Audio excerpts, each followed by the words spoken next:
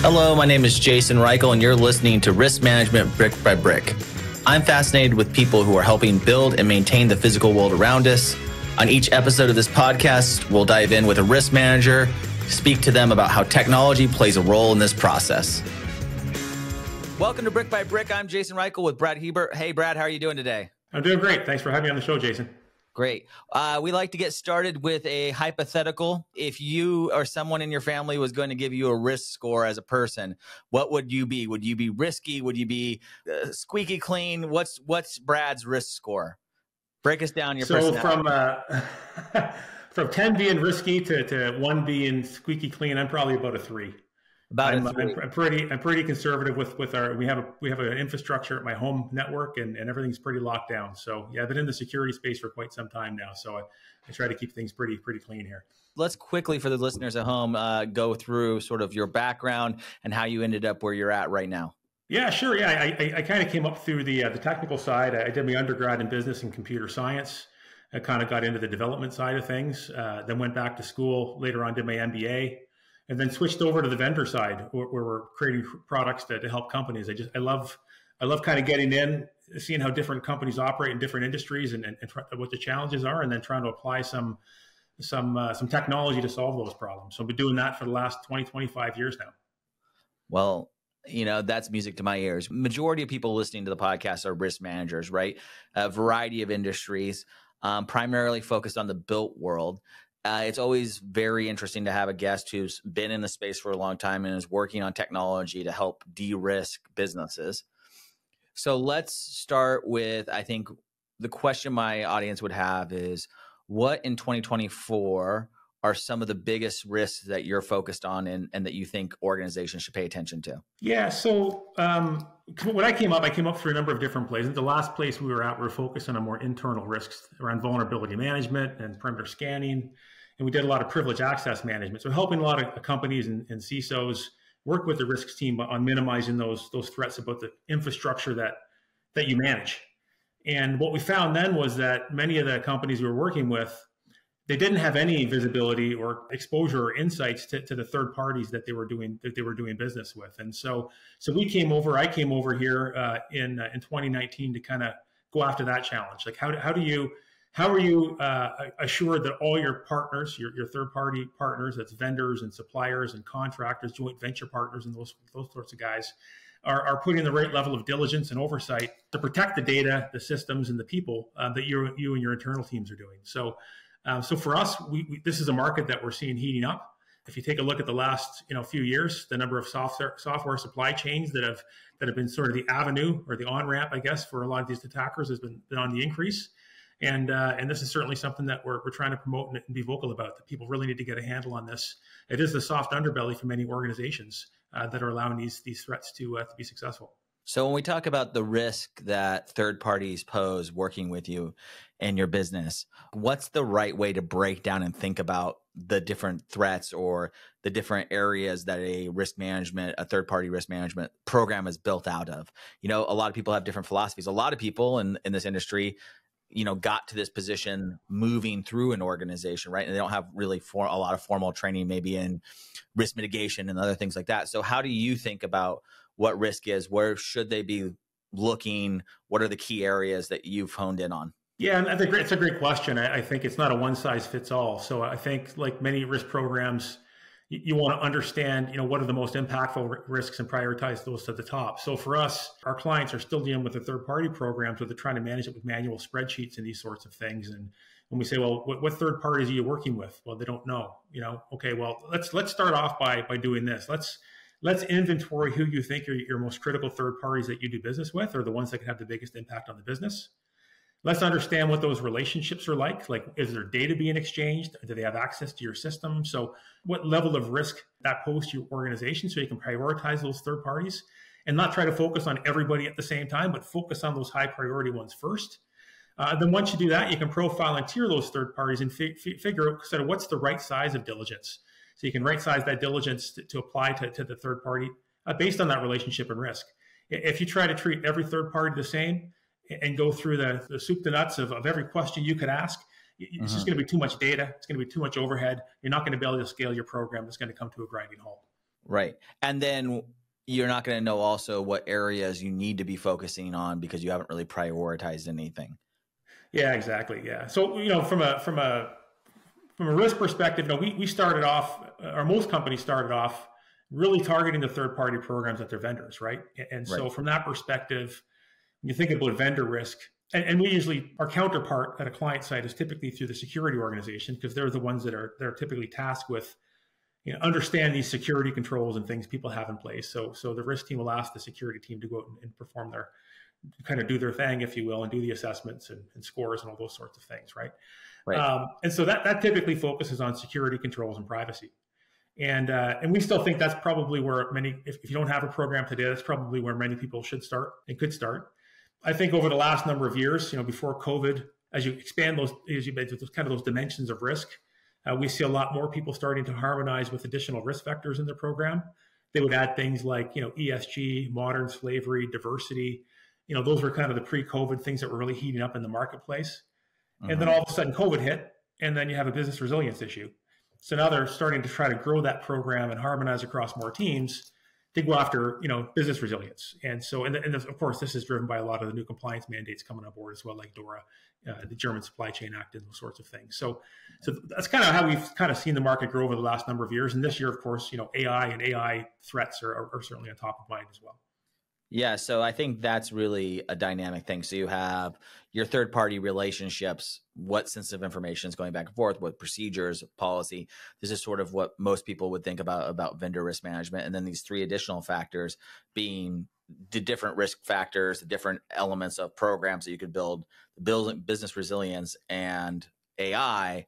We get a lot of people asking a lot of questions about the AI and about how it should be incorporated into a risk program. What kind of tooling are you bringing out or methods that you're applying to be able to successfully handle that kind of threat? Yeah, that's a great question. And so from our perspective, it's funny, we do a third-party risk management survey every year. And this year, one of the questions was, how are you looking to embrace AI in a third-party risk program? And we found that only about 5% of clients are actually using AI. Well, they think they're using AI today. I think many technologies, of course, use AI, anomaly detection and malware detection and all these sorts of things. But when people these days think about AI, they think about conversational AI and large language models and those sorts of things. And so about 5% kind of indicated that they're actively using it. I think about 63% indicated that they would consider using it and are looking at ways that they could use it. And then 25% said they're not going to even think about it because they don't even have an AI policy yet. It's too early for their organization. Yeah. And so, one of the things we've been trying to do is understand the timing of when, when this AI is going to start to really take off with our clients. But many of our clients, it's just, kind of block and tackle. They're just getting the programs off the ground. AI sounds great, but I just got to kind of get through my backlog of 50, 500, 5,000 vendors first and start looking at that AI. So what we are, sorry, I was going to add, so what we are doing with AI, look, I think that AI can be tremendous, add an awful lot of tremendous value, whether it's in TPRM or other business areas. If you think about something simple, like if your program is relatively small and you're assessing 100 vendors and you have 100 questions you're asking, you could have 10,000 responses coming back that someone has to analyze. In addition to all those answers, you could have documents, certification documents, from a brick and mortar, safety documents, quality documents. So someone's got to go through all that stuff. It could be, some of our customers, that's in different languages. And so AI can certainly play a part to helping you accelerate all that analysis and kind of remove the human element, if you will, from that process. Yeah, that's really interesting. So after, do you think about, because a lot of times when we get questions around program risk management, around compliance, around things like, well, are we going to waive this piece of compliance? Does this have to happen? Those are all business decisions, right? Risk is part of doing business, and you have to make rules and you have to accept the rules.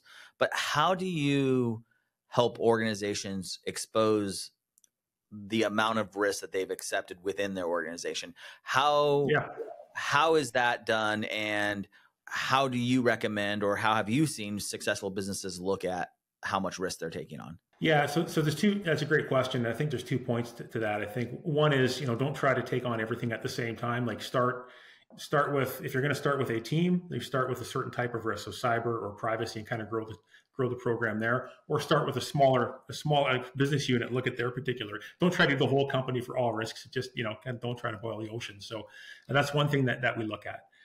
Then when we kind of kick the program off, or it's kind of the process off, so you onboard those vendors, however many you want to include in the program, you have to start extracting information about those vendors. And there's a couple of different ways you can do that. One is sending out assessments and collecting evidence. Typical, right? You ask some questions and they start sending you back those questions. And so we can automate that whole process, which is sending them out, doing the chasing. I think what we automate, which I think is more important, is automating the analysis of that. And when we do the analysis, what we're doing is, we're mapping the questions and responses back to controls. So if somebody says, I don't use multi-factor, or, I don't have encryption on my data, whatever the question is, right? You have to map that back to something that means something to the business. And so what we do is, depending on how they answer those questions, we're automatically creating a risk. We've automatically mapped that risk to one or multiple different compliance mandates, like different controls within those compliance mandates. And then we're providing quantification around how big that risk is based on the response.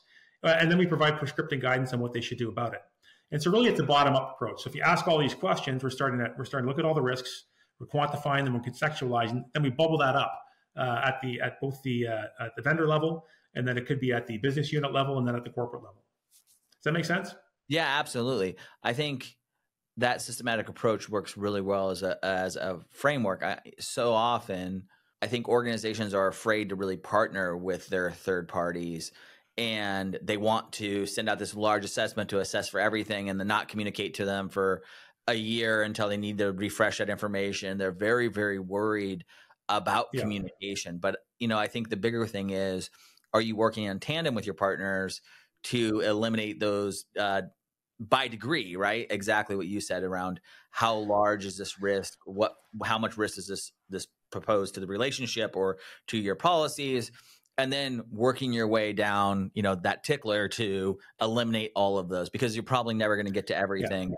And that's not even the goal. I see a lot of people use vendor management software or risk assessment software or any of these kind of softwares, and they think that the goal is to get to 100% compliant in their tool, or to have all the flags be green.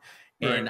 And, I always want to urge the listeners that part of the process is things are going to constantly be moving into the red or the danger zone. And that is what your job is to manage those as they're coming up and have a systematic approach on a program.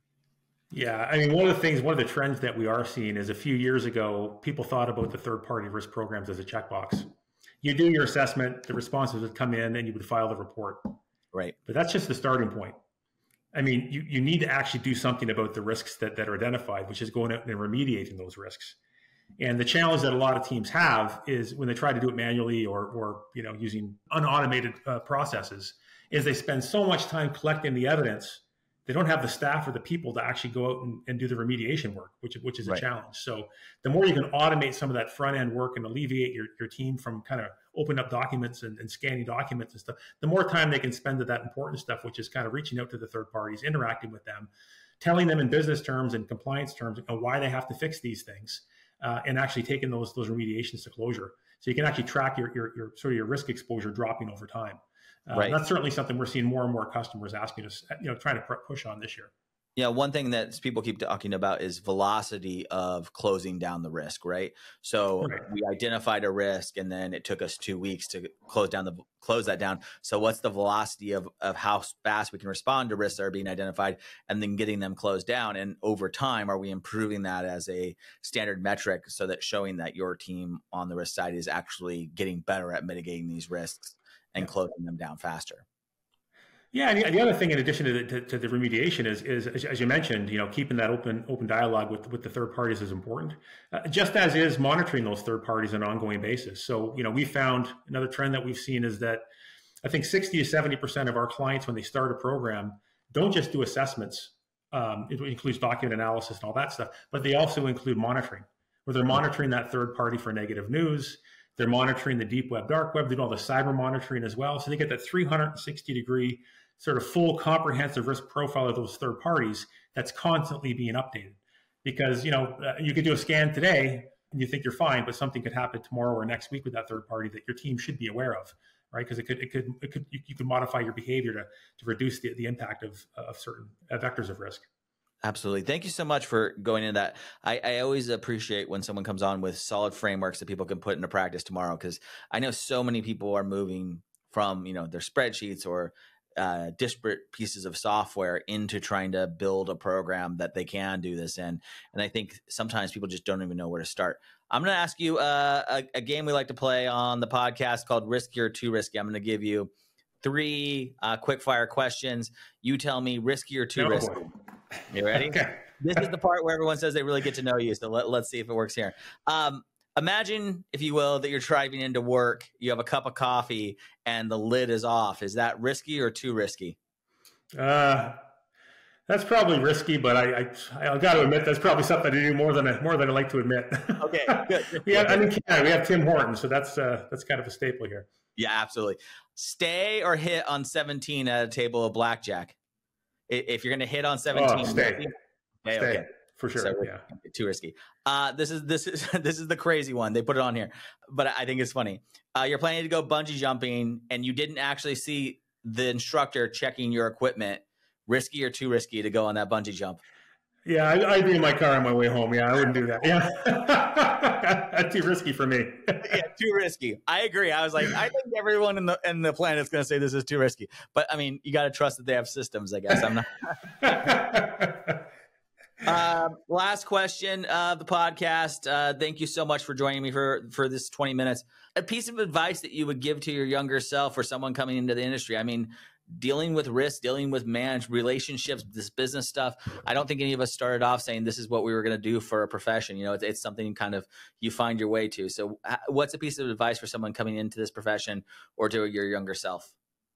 Yeah, I think when you take a look at something like risk management, it can be daunting, right? You take a look at all the different risks, and as we just talked about, you can get right down this kind of the sort of the rat hole of cyber, or you can go into So it seems pretty daunting, and even third-party risk management. Like, where do I start? And I always tell people, kind of break it down into manageable chunks, something that you think you can get ahead of, and then prioritize those manageable chunks and just kind of work through them.